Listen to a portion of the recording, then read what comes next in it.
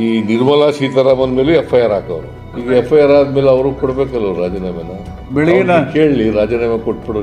ನನ್ನ ಕೇಸ್ನಲ್ಲಿ ನಮ್ಮ ಲೋಯರ್ ಕೋರ್ಟ್ನವರು ತೀರ್ಮಾನ ತಗೊಂಡಿದ್ದಾರೆ, ಸ್ಪೆಷಲ್ ಕೋರ್ಟ್ನವರು. ರಿಪೋರ್ಟ್ ಕೊಡಿ, ತನಿಖೆ ಮಾಡಿ ರಿಪೋರ್ಟ್ ಕೊಡಿ ಅಂತ ಹೇಳಿ ಕುಮಾರಸ್ವಾಮಿನ ರಾಜೀನಾಮೆ ಕೊಡಿಸ್ಲಿ.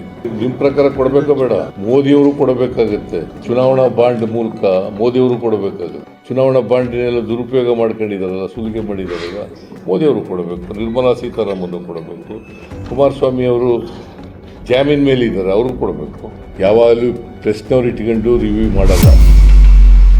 Karnataka Chief Minister Siddaramaiah has been named as the primary accused in an FIR registered by the Mysuru Lokayukta police barely 48 hours after the Special Court for Elected Representatives in Bengaluru directed an investigation into his involvement in the alleged MUDA 50-50 site scam.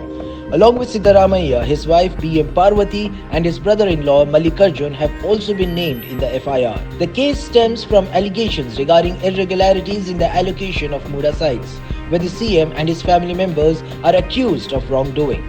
The FIR, registered by Lokayukta SP T.J. Udesh, lists Siddaramaiah as accused 1, his wife Parvathi as accused 2, and his brother-in-law Mallikarjun as accused 3.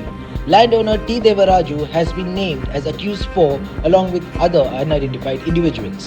The FIR has been submitted to the Special Court in Bengaluru as the investigation continues under multiple sections of the Indian Penal Code and the Prevention of Corruption Act. The charges also include violations under the Prohibition of Benami Transaction and Land Grabbing Acts.